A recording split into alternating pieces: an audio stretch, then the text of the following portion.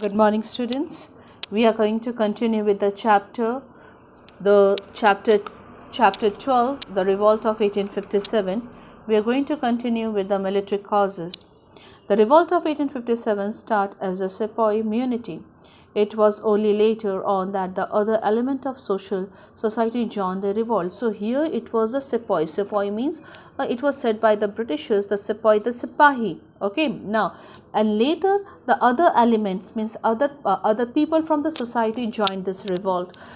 Indian sepoys formed more than 87% of British troops in India. Means in the 100% of the military troops, 87% were the Indians. Okay, they were considered inferior to the Britishers. They were considered inferior. They were said to be inferior comparing to the British soldiers. And Indian sepoy were paid less than a European sepoy of the same rank. Besides, the Indian sepoy could not rise to the rank higher than that of the subedars. So promotion can't be given to them more than the subedars. Okay, now the expansion of the British Empire in India had adversely affected the service condition of the Indian sepoys.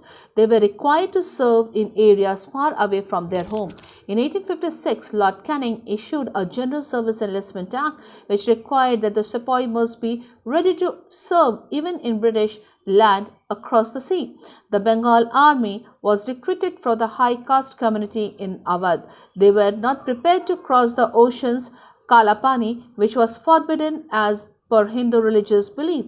They developed the suspicions that the government was trying to convert Indian to Christianity. So here one more policy was there of the British, which was a law was made it was known as the General Service Enlistment Act, General Service Enlistment Act. It was introduced in 1856 by Lord Canning. According to this, students, the Brahmins, the employer who were there in the troops, they have to serve the overseas. They have to go overseas for the serving.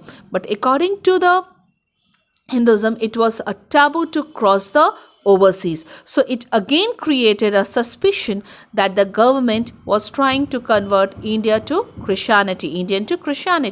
After the annexation of Awadh, the Nawab army was disbanded. The soldiers lost their means of livelihood. Here's an annexation of Awadh. So it was which policies of government? It was a mal administration. Here in this page you will see that the mal administration was there. And annexation of Awadh, Nawab army was disbanded. The soldiers lost their means of livelihood. They became bitter enemy of the British. The withdrawal of the bhatta, extra pay of service for the foreign land, affected the sepoys badly. It was a substantial proportion of the sepoys' income. Means what was the bhatta bache? For example, if you go for the competitions from your school side, okay, if you are sent to the ranchi only, what is there? Every of the expenses will be bear by the school. Yes or no? Same way, the troops, the sepoys, if they are going for the overseas, okay, they were not given any type of bhatta, the extra allowances. Okay, the Indian soldiers greatly outnumbered the British soldiers. In 1856, the number of sepoy of the British army was 5 times more than the British soldiers. The emboldened of the sepoys to take up arms against their foreign masters. Okay, next comes the center of the revolt, from where the revolts were there in India. The revolt spread over the entire area from the neighborhood of Patna to the border of the Rajasthan. There were 6 main centers of revolt in this region, namely Kanpur, Lucknow, Bareilly, Jhansi, Gwalior and Ara in Bihar. Now, Lucknow was the capital of Awadh. There was a mutinous sepoy was joined by the disbanded soldier from the old Awadh army. Means when the Awadh was in the hand of the Britishers, when the Awadh was in the hand of the Britishers, so the soldiers of the king they were unemployed. Yes, and what had happened beta? This only the disbanded soldiers form one of the group Clear? Begum Hazrat Mahal, one of the Begums of the ex-king of Awadh, took up a leadership of the revolt. Finally, the British forces captured Lucknow. The queen escaped to Nepal. Next was the Kanpur. In Kanpur, the revolt was led by Nana Sahib, the adopted son of Peshwa Baji Rao too. He joined the revolt primarily because he was deprived of his pension by the British. So here pension by the British was what, beta? This was a subsidiary alliances. He captured Kanpur and proclaimed himself the Peshwa. The victory was short-lived, means for the few time. Kanpur was recaptured by the British after the fresh reinforcement arrived. The revolt was suppressed with a terrible vigilance. Okay, the rebels were either hanged or blown to the pieces by the cannons. Nana Sahib escaped, but the brilliant commander Tatya Tope continued the struggle. Tatya Tope was finally defeated, arrested and hanged. Next comes the Jhansi. In Jhansi, the 22-year-old Rani Lakshmi Bai led the rebels when the British refused to accept the claim of her adopted son to throne of Jhansi. She fought gallantly against the British force, but she was ultimately defeated by the English. Rani Lakshmi Bai escaped. Later on, the Rani was joined by the Tatya Tope, and together they marched to the Gwalior and captured it. Sindhia, a loyal ally of the British, was driven out. Fierce fight followed. The Rani Jhansi fought like a tigress. She died fighting to the very end. Gwalior was recaptured by the British. Next comes the causes. Rest, please cut it out, bache. Students, please cut this one. The Bihar suppression of the revolt, please cut out. Here, the page number 121. Main events, please cut it out. Main event of the revolt, cut down. Capture of Delhi, cut down. Fall of Delhi, please cut down. Next comes the causes of the revolt. What were the causes of the revolt? Causes of the failure of the revolt. Limited uprising. Although the revolt was fairly widespread, it was spread out all over India. A large part of the country remained unaffected. Many of the part of the country were not knowing about it. The revolt was mainly confined to the Doab region. Sindh, Rajputana and Kashmir was and the most part of Punjab did not participate. Is it clear? So many part of the country was remained unaffected. Next was a no effective leader.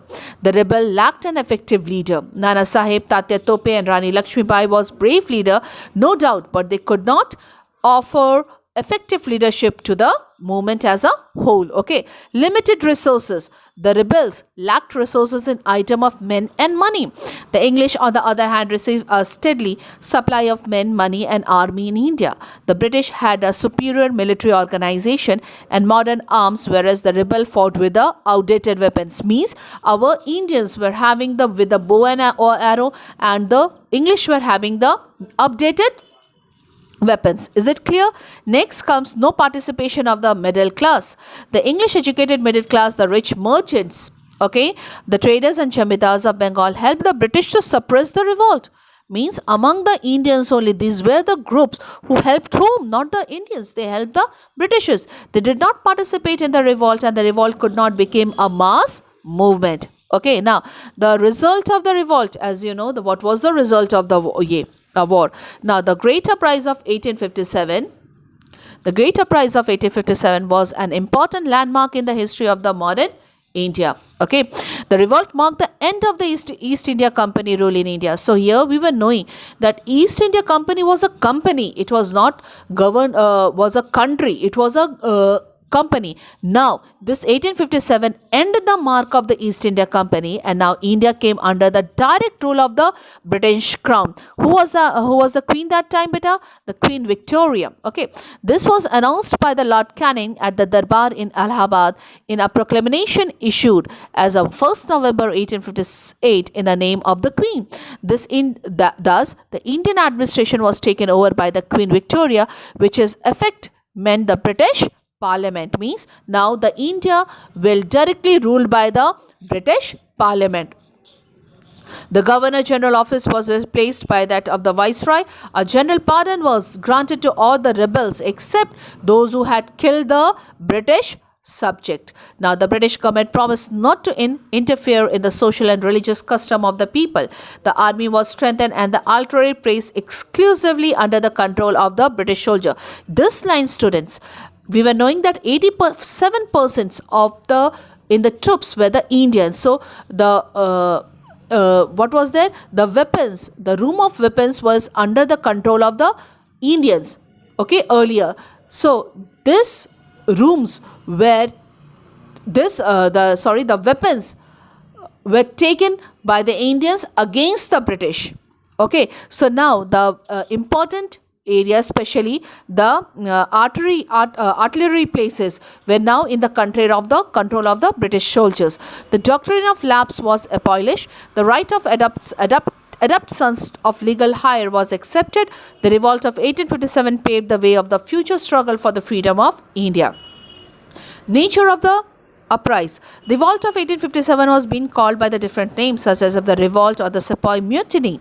However, though the revolt began amongst a soldier, it soon spread to all the section of the society, bearing a very few. The revolt saw mass participation of the common people who were united without the barriers of caste, creed, or religion. Geographically too, it covered large portion of the northern, western, and even eastern India. For perhaps the first time, the revolt entailed in national feelings, means it created